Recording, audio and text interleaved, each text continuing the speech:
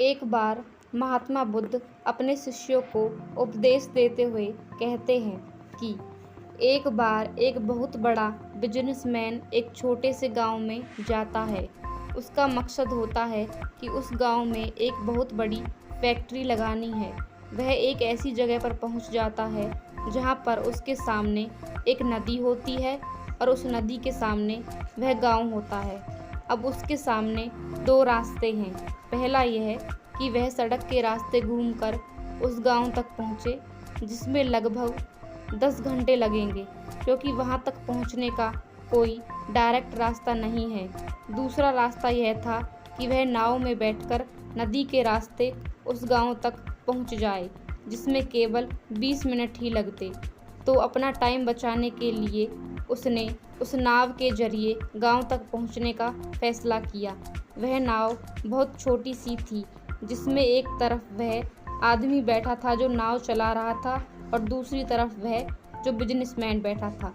नाव में बैठने के थोड़ी देर बाद उस बिजनेसमैन ने नाव वाले से पूछा, तुझे पता है तेरी नाव में कौन बैठा है?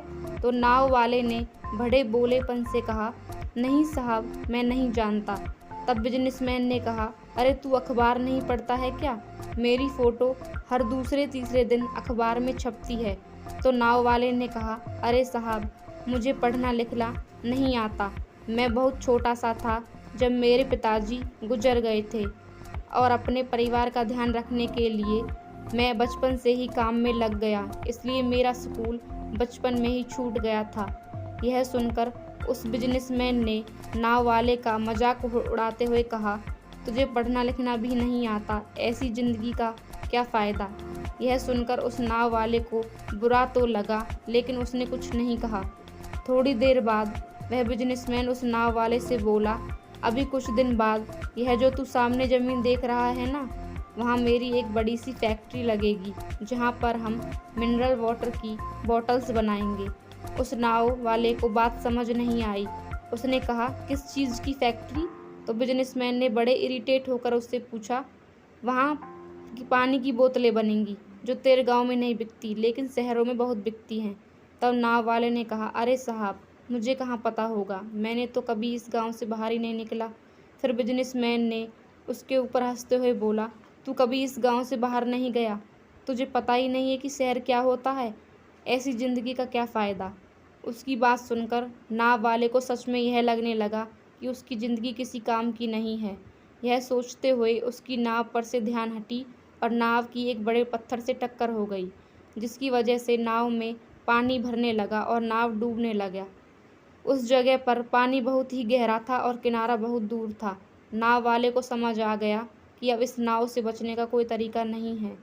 फिर वह अपनी जान बचाने के लिए नदी में छलांग लगाने ही वाला था, तभी उसने बिजनेसमैन से पूछा, आपको तैरना तो आता है ना? ना तो।